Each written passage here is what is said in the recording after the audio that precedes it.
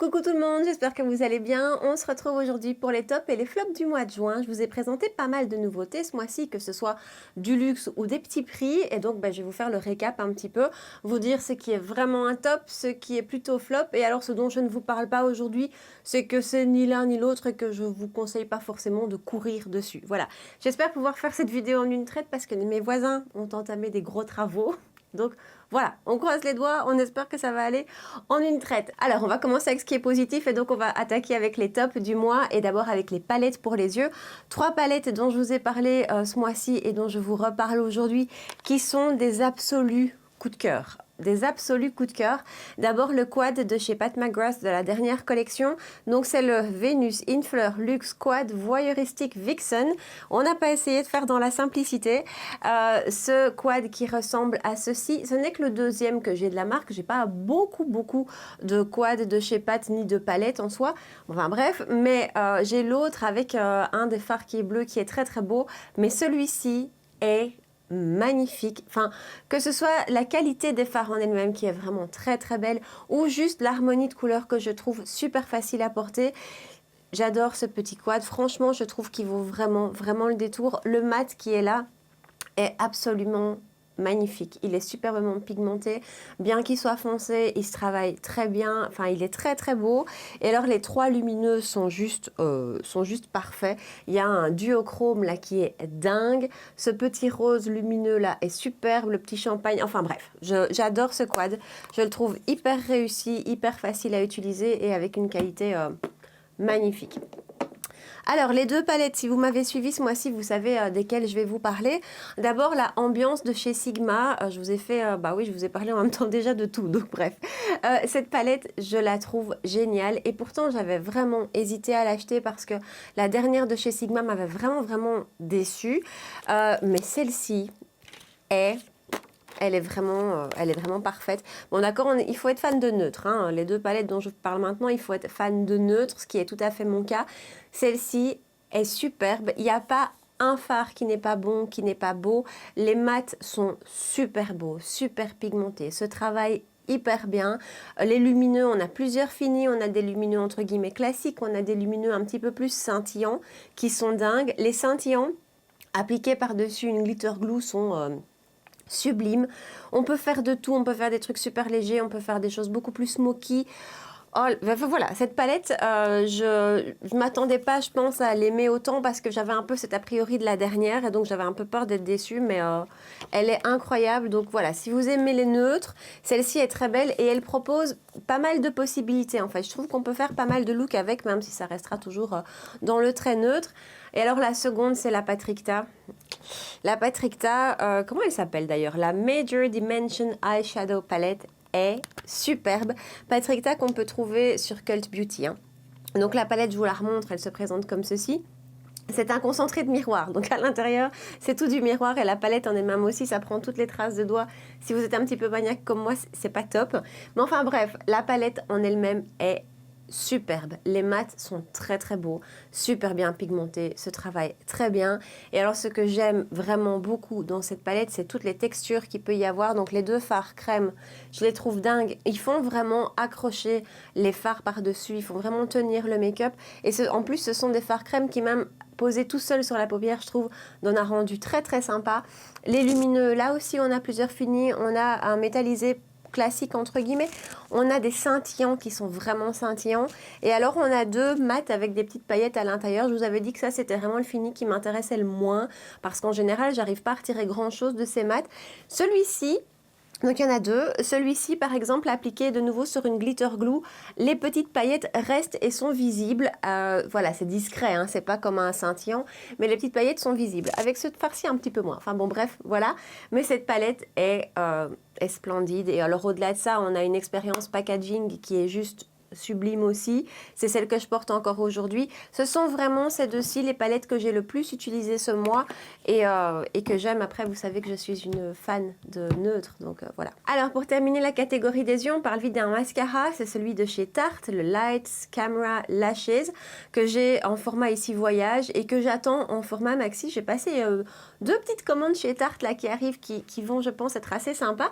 Mais donc, dans une de ces commandes, j'ai glissé ce mascara parce que je le trouve super. C'est loin d'être une nouveauté, c'est un produit qui existe depuis longtemps, mais j'adore sa texture qui est un petit peu sèche. Donc c'est pas un de ces mascaras humides entre guillemets.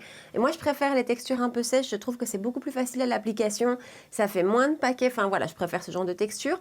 Et j'aime tout dans ce mascara. J'aime son rendu, il donne du volume, il amène pas énormément de longueur. On est plus, je trouve, sur le volume, même s'il allonge un petit peu. Mais voilà, moi, je le mets par-dessus ma base essence, dont je ne vous parle pas aujourd'hui parce que je vous ai saoulé avec cette base essence. C'est comme ma poudre Catrice, je vous en parle pas aujourd'hui, mais vous savez ce que j'en pense. Bref, donc je l'utilise toujours avec la base essence, comme tous mes mascaras, en fait. Mais je le trouve super. Donc voilà. Et au niveau tenue, c'est pas mal du tout. Ça bouge un petit peu quand même, mais vous savez que sur moi, tous les mascaras finissent par bouger en fin de journée. On reparle bientôt de ça, d'ailleurs. Mais voilà, je le trouve vraiment super. Alors, la plus grosse catégorie de la vidéo du jour, ce sont les bronzers. Oui, c'est la passion bronzer. Pour le moment, c'est terrible. D'abord, je vous reparle de quelque chose dont je vous ai déjà parlé le mois passé, mais j'avais vraiment envie de vous en reparler, parce qu'en plus, les promos, pour le moment, il y en a un petit peu partout, et on peut le trouver en promo. J'ai vu sur Look Fantastic qu'il y avait un code actuellement dessus, donc voilà, il commence à y avoir moyen de l'avoir en promo. Le bronzer de chez NARS, le Laguna, le Sunkissed Bronzing Cream en teinte Laguna, donc le nouveau bronzer crème. Voilà, je vous l'ai déjà dit, je ne vais pas en parler des heures, mais pour moi c'est le meilleur bronzer crème que j'ai testé, que j'ai utilisé. Il est juste sublime. Il est hyper bien pigmenté, mais pas trop non plus, donc ça ne doit pas être effrayant, mais il est très bien pigmenté. Sa texture est bien crémeuse, donc elle permet vraiment de le diffuser super facilement, mais en même temps elle n'est pas grasse, donc ça tient quand même très bien. Je le porte tous les jours, souvent combiné avec un bronzer poudre, parce que avec ma peau grasse, j'aime bien associer une texture crème et par-dessus une texture poudre au niveau tenue. Pour moi, c'est encore mieux, je trouve. Donc voilà, je l'associe souvent, mais pour un make-up super léger de journée, un truc cool, frais, léger, lui tout seul, c'est splendide. Enfin voilà, ce bronzer crème est dingue. Et alors, encore 3 bronzers dont je vous parle et qui sont tous... qui franchement tous les 3 je trouve valent le détour. D'abord le Hoola Glow de chez Benefit. J'avais le Hoola classique que j'aimais bien.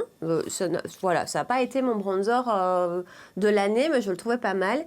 Mais alors le Hoola Glow est très très très beau, il a une très belle texture, il a une lumière qui s'en dégage qui est super belle, la couleur de ce bronzer, la teinte de ce bronzer est je trouve parfaite pour l'été. Voilà, c'est un gros coup de cœur, et pourtant là aussi j'ai envie de dire, je ne m'attendais pas à l'aimer autant. Il a tout ce qu'on attend d'un bronzer, il est juste splendide, et c'est un petit peu ce que je vais vous dire des 2 autres aussi. D'abord le Glowish de chez Huda.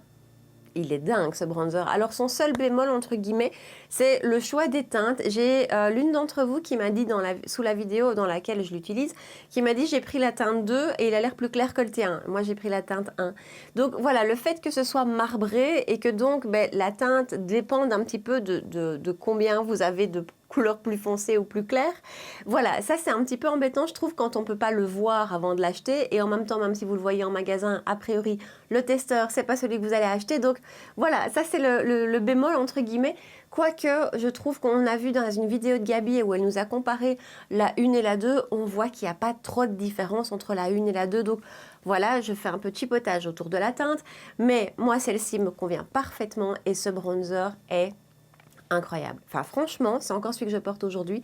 Ce bronzer est parfait. Il a une texture qui est assez spéciale, hein. C'est pas poudreux, c'est pas du tout même poudreux, c'est pas non plus crémeux, c'est un petit peu entre les deux. Ça se fond super bien, ça se diffuse super bien, ça fait aucune démarcation. La tenue est bonne, la teinte est parfaite. Enfin voilà, j'aime vraiment énormément ce bronzer. Je suis un peu moins emballée par le packaging, mais c'est quand même secondaire. Et voilà, ça, il est dingue. Et alors, le gros craquage du mois bronzer, il est passé directement dans mon top 3 bronzers de toute ma collection. C'est celui de chez Victoria Beckham. Donc, c'est je ne connais même pas son nom, le Matte Bronzing Brick, voilà, qui se présente comme ceci. Alors pour celui-ci, en plus des 2 autres, on a une expérience packaging entre guillemets qui rentre en compte, je trouve.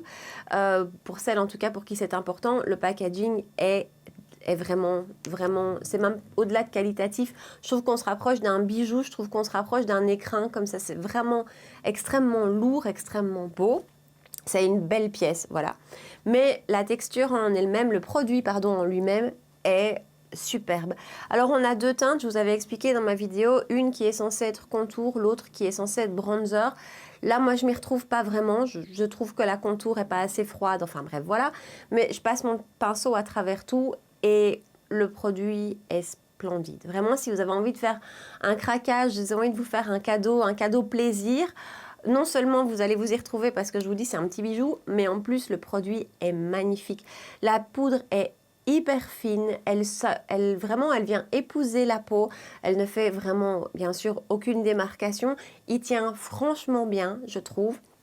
Et voilà, je le trouve absolument sublime, ce bronzer est dingue. Alors je vous avais dit dans ma vidéo que je pensais qu'on pouvait le recharger, donc j'étais allée voir après.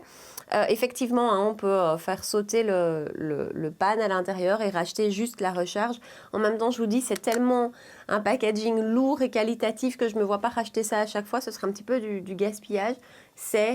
Voilà, ce bronzer-ci est vraiment, vraiment magnifique. Alors si on continue dans le teint, j'ai pas de fond de teint à vous présenter aujourd'hui, j'ai pas non plus d'anti-cerne à vous présenter aujourd'hui.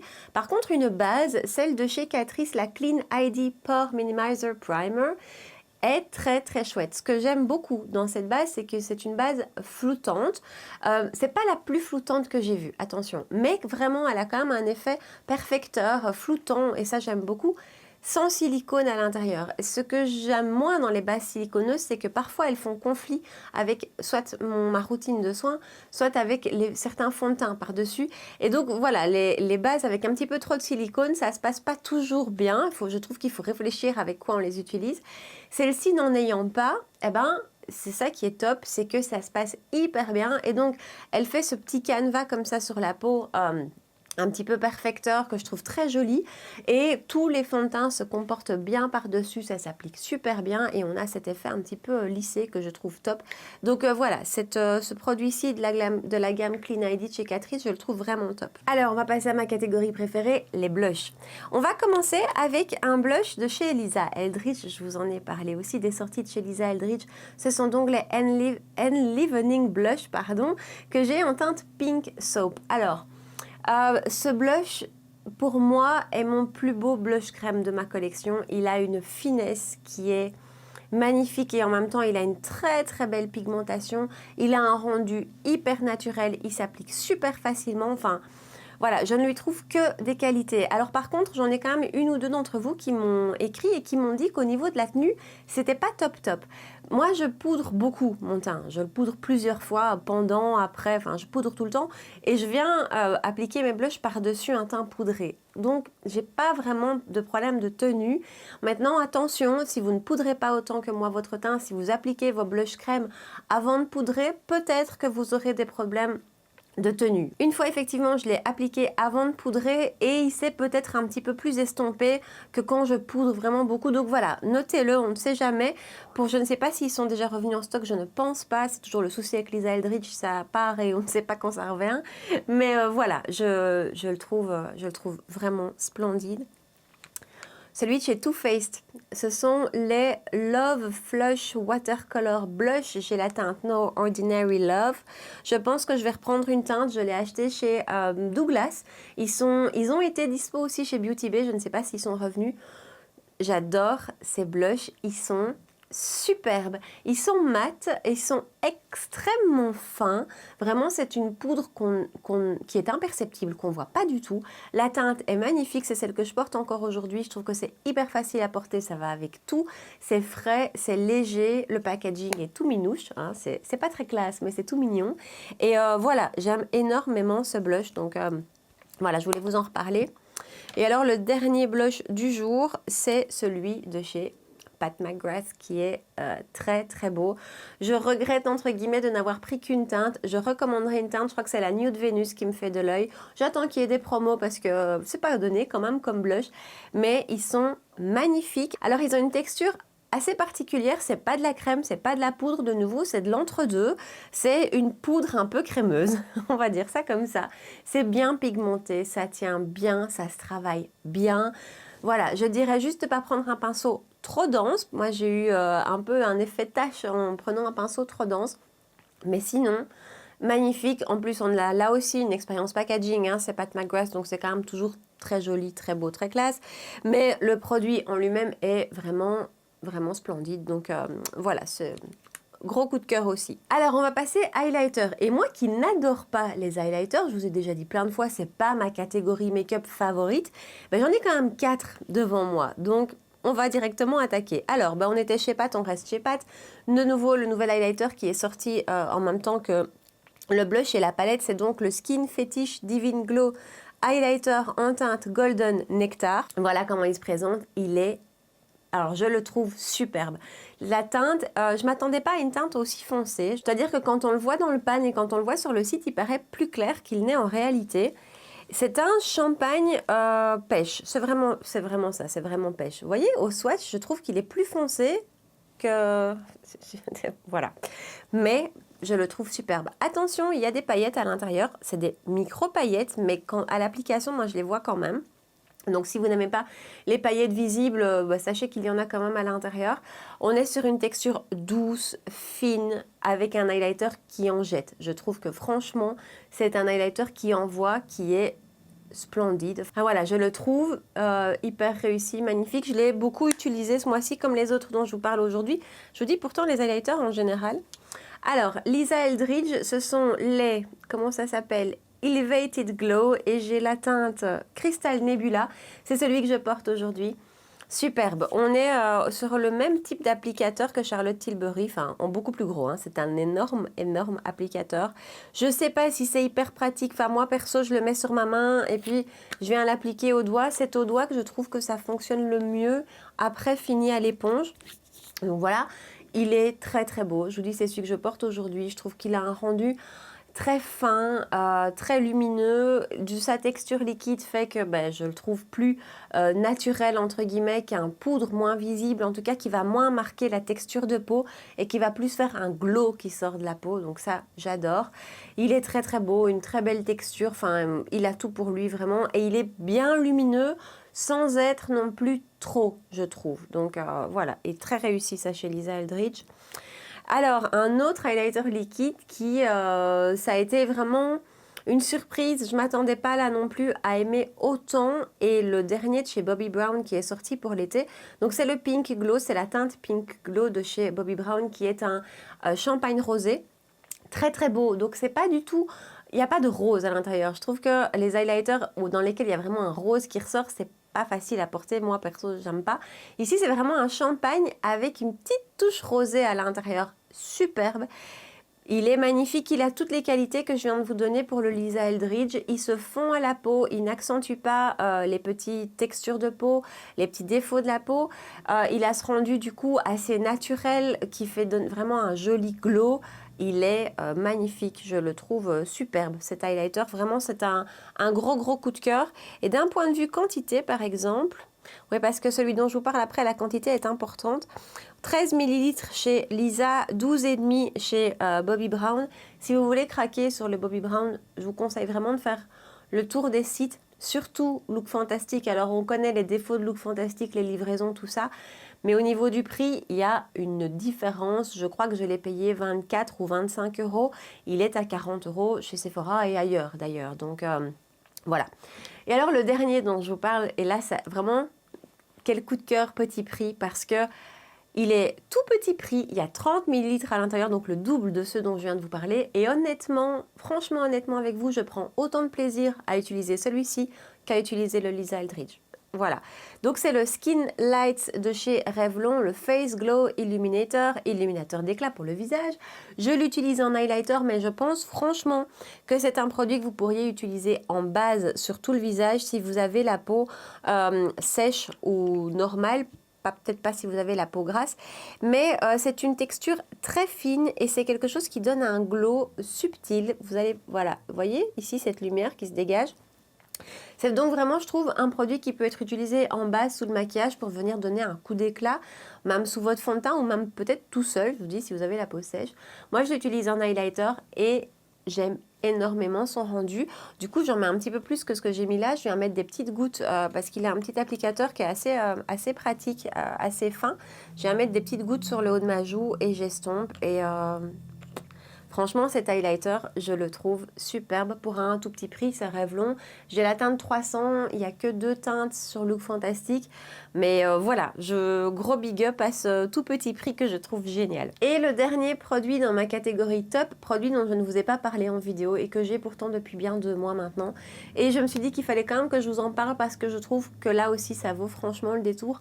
On est dans une année baume à lèvres. Donc non seulement moi c'est ce que j'aime, vraiment pour le moment c'est ce que je porte avec le plus de plaisir. Alors là ce que je porte aujourd'hui, j'ai été rechercher ça dans mes tiroirs, petite parenthèse, c'est le Just a Tint de chez Colourpop. Je ne sais pas quelle teinte c'est la teinte Waikiki. Ça doit être pour ça que je l'aime autant. Je l'avais plus utilisé depuis super longtemps et je trouve ça super agréable. On est, oui, Just a Tint, ça fait vraiment juste teinter la lèvre et c'est le confort d'un baume. Bref, je trouve ça très chouette. Tout ça pour vous dire que on est dans une année baume à lèvres. Toutes les marques sortent leur baume à lèvres. Ça devient difficile de suivre, on a envie de toutes les tester. Mais je ne vous ai pas parlé de celui de chez Benefit qui est hyper réussi. Je pense que je le préfère encore au MAC dont je vous avais parlé au début de l'été, au début de la saison. J'adore les MAC, j'en ai d'ailleurs plusieurs, hein, les Glow Play Baume, hein, que je trouve très réussis. Mais ceux-ci de chez Benefit ont un côté encore plus englobant de la lèvre.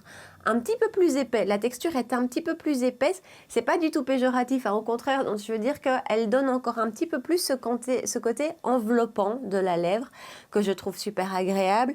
C'est lumineux, c'est joli, c'est hyper bien pigmenté, c'est super bien teinté. J'ai pour l'instant qu'une teinte et pourtant je m'étais dit que j'allais en racheter d'autres. J'ai la teinte Nude Pink 55 et alors c'est une teinte qui va mais avec absolument tout. Voilà, c'est le petit rose nude pink qui est là-bas en haut. Il est génial. Donc voilà, je vous en avais pas parlé en vidéo, mais canon. Et j'aime beaucoup le packaging. On a une petite demoiselle ici sur le packaging, c'est très joli. Alors, on passe à la catégorie qui fâche, entre guillemets, à la catégorie des flops. Et j'ai 4 produits à vous présenter, dont 3 produits de chez Catrice. Alors d'abord, on va commencer avec le crayon à lèvres de la gamme Clean ID. Donc je vous ai fait une revue pratiquement sur toute la gamme Clean ID. C'est vraiment un flop pour moi. Pourtant, j'aime bien sa facilité d'application. Je trouve que c'est vite fait, on a vite un rendu. Mais par contre, le crayon est vraiment épais, c'est vraiment un crayon et donc du coup c'est très difficile d'avoir une queue de sourcil bien dessinée. La tenue n'est pas bonne sur moi et c'est en fait ce que je reproche à cette collection en général, c'est que sur ma peau grasse ça ne tient pas. Donc voilà, celui-ci je n'aime pas le manque de précision de sa pointe et j'aime pas non plus le fait qu'il ne tient pas. Donc voilà, crayon à sourcil c'est pas réussi. En petit prix franchement il y a tellement de bons crayons à sourcil que celui-ci non. On continue avec Catrice, le Clean ID Eye Cover Luminous Matte Foundation. Alors, quand j'y pense quand même, Luminous Matte, c'est quand même un petit peu difficile. Donc, il n'a rien de mat du tout. C'est vraiment plutôt un fond de teint lumineux. D'ailleurs, si vous allez voir la vidéo que j'ai fait à son sujet, que je vous accroche ici, je pense, je glow. Hein. Avant de poudrer, c'est peu de dire que vraiment je glow.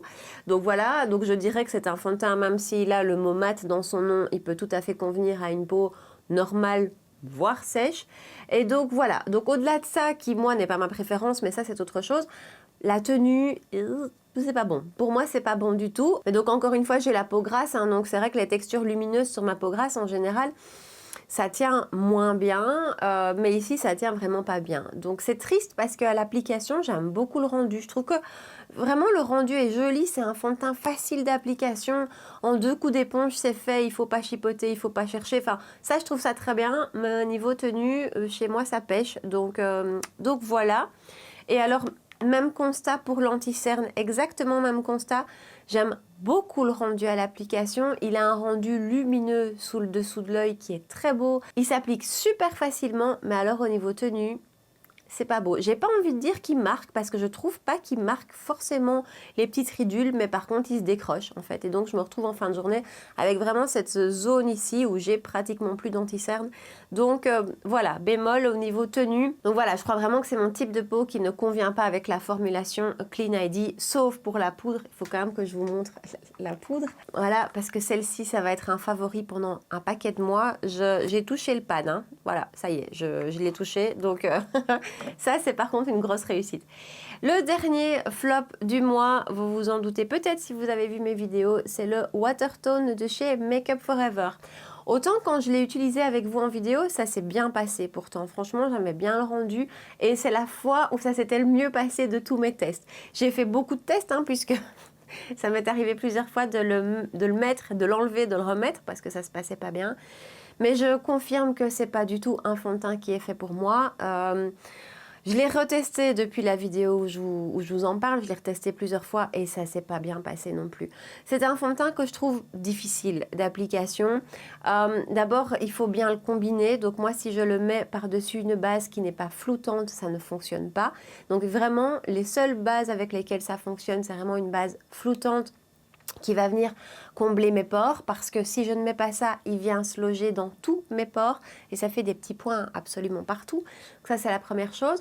Ensuite, c'est un fond de teint qui, même à travailler, je trouve, est pas très facile. Sa texture qui est vraiment très aqueuse, c'est vraiment de l'eau, je trouve ne se travaille pas facilement. Il faut vraiment la travailler pour avoir un joli rendu. Et alors, ce qui complique encore plus la donne, c'est qu'il sèche super vite. Donc voilà, il faut vraiment faire section par section et il faut le travailler, en tout cas pour moi. C'est un fond de teint que j'arrive pas à appliquer avec une éponge non plus, parce que si l'éponge est un tout petit peu trop humide, l'humidité de l'éponge plus l'eau du fond de teint, ça le fait se décrocher. Par-dessus lui, si je mets des textures un petit peu trop liquides, même chose, il se décroche. C'est assez compliqué pour moi comme fond de teint. Et pourtant, je vous dis encore une fois, ce jour où je vous ai fait la vidéo et une ou deux autres fois quand même, j'aimais bien le rendu, je trouvais ça joli. Mais l'un dans l'autre, c'est un fond de teint que je trouve compliqué. Il a une couvrance hyper légère. Alors ça, enfin moi je le savais avant de l'acheter, donc je ne vais pas dire que c'est un bémol parce que on le sait, il est vraiment vendu comme ayant une couvrance assez légère. Alors pour l'été, c'est nickel, voilà. Il est vraiment effectivement imperceptible. Vous avez été plusieurs à me dire qu'au niveau tenue, c'était exceptionnel. Je ne l'ai pas porté avec le masque, donc je ne me prononce pas là-dessus. Mais pour tout le reste, il ne me convient pas. Voilà, c'est vraiment un fond de teint qui ne matche pas avec ma peau, il ne veut pas de moi. Et donc voilà, maintenant encore une fois, j'ai la peau très grasse, donc voilà. Et donc voilà pour ma vidéo top et flop du mois de juin. Je suis contente, j'ai pu la faire en une traite sans que mes voisins recommencent les travaux. Dites-moi ici en bas dans les commentaires quels sont vos gros coups de cœur ou vos grosses déceptions, même si c'est moins sympa, de ce mois de juin. Vous pouvez aussi me retrouver sur Instagram pour me raconter tout ça et pour qu'on puisse papoter ensemble. N'hésitez jamais à me retrouver là-bas aussi. Si vous avez passé un bon moment avec moi et si vous avez aimé cette vidéo, vous pouvez me laisser un petit pouce bleu juste ici en dessous. Et bien sûr, vous pouvez aussi vous abonner à ma chaîne. On se retrouve 2 fois par semaine pour des vidéos make-up les mercredis et dimanche soir à 19 h. Voilà. En attendant, je vous souhaite une super belle soirée et je vous dis à très bientôt. Ciao!